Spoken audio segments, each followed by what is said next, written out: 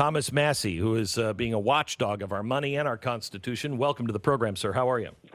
Thanks for having me on, Glenn. Yeah, the swamp nearly crushed me 10 days ago for insisting that Congress show up for work. And they're going to try and do it again. They're trying to pass bills with nobody there. It's not constitutional.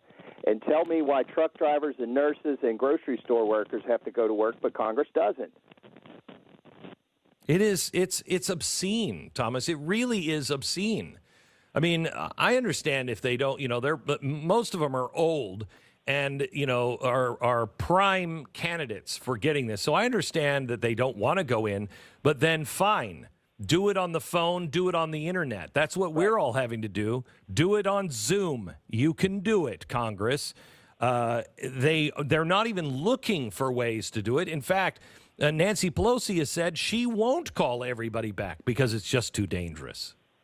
Glenn, we're telling millions of school children to go to school online, and Congress can't even hold a hearing online.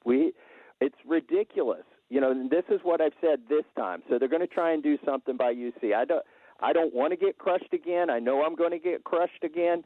But what I've said is vote remotely. Enable voting remotely for Congress. If you don't want to show up for work, at least work from home. But this is about not having any accountability. And by the way, this loan program, is it appropriate to call it a loan program if you expect 100% of the loans to default? The banks are not loan originators, they're grant administrators, and it's free money. When you put up a sign and say free money, is it any surprise that you run out of $300 billion the first day? No, we'll run out of $250 billion. The White House told me when they were trying to get me to vote for this bill 10 days ago, it's so big, we're making it so big so we won't have to revisit this issue until like July or August. That's what they told me.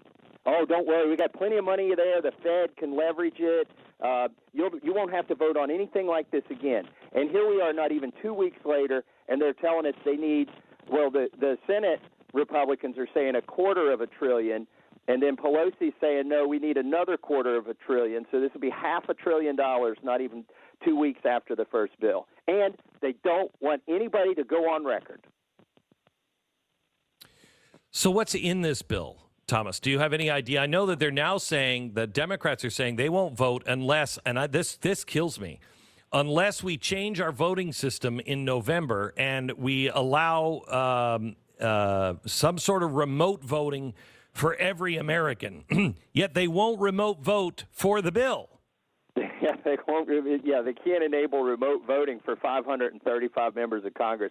I don't think it's going to go well with the general public. By the way, that's a state issue. There are states that have mail-in ballots, and there are states that don't. There's no reason to nationalize this. This is something that the states handle. People need to get out their constitutions and look at them.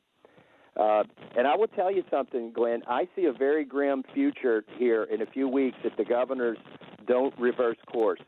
The assembly lines are shutting down. People, when you see these jobless numbers, those are people who aren't going to the factories and aren't working.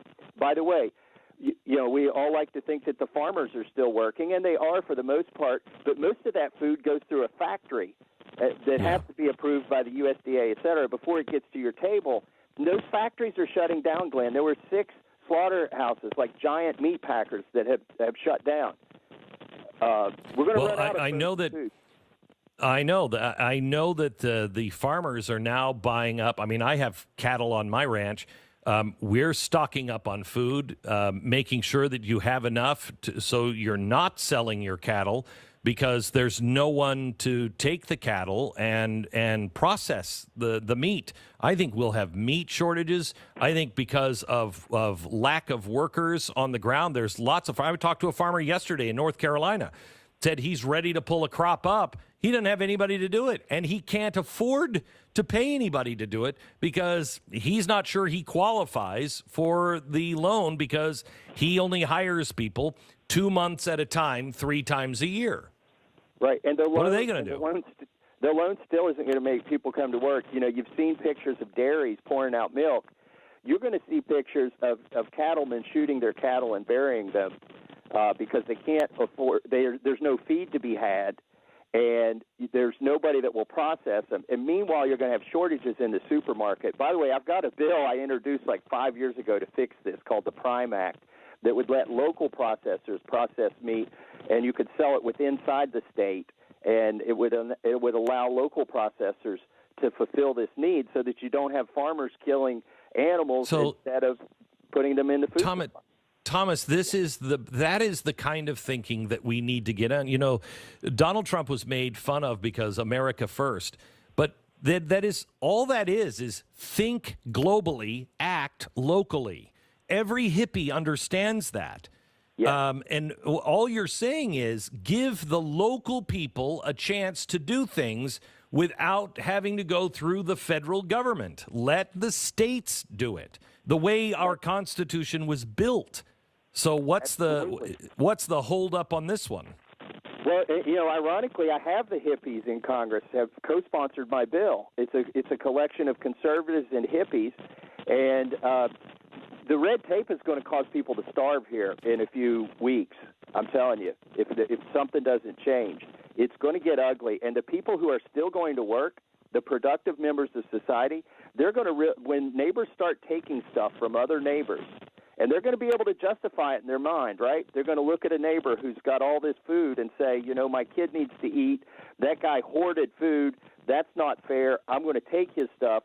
When people start taking other people's stuff, then the productive members of society are going to stay home to guard their stuff, and it's going to just grind to a halt so quickly. And we are weak. Wait, we are weeks away. This is quite a charge. I've been talking about food shortages now for a while, but I don't predict them coming this quickly. But this is quite a charge because nobody is talking about this. Where are you getting this feeling, Thomas, that we are that close to food shortages, significant food shortages? Talking to Congressman Thomas Massie.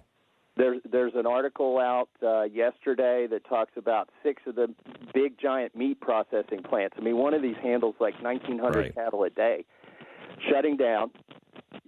Because the workers have the virus, and they don't have the test to know that which workers don't have it, et cetera, et cetera. There are articles out there, and just myself being a farmer, I've got 65 cattle. And I can tell you the price of cattle is going down. Meanwhile, the price of beef is going up in the supermarket, and it's caused because the supply chains are brittle. And we need to change course, because by the middle of this summer, if something hasn't changed, it's going to be ugly.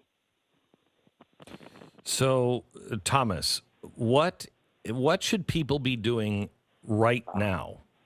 They should be telling their governors to turn the economy back on. They should put a mask on. They should quit listening to the people who say that masks don't work. They should put a mask on. The employers should provide masks. When you get to work, we need the cheap test quickly. We need to know who's got some immunity conferred to them because they've had it and recovered.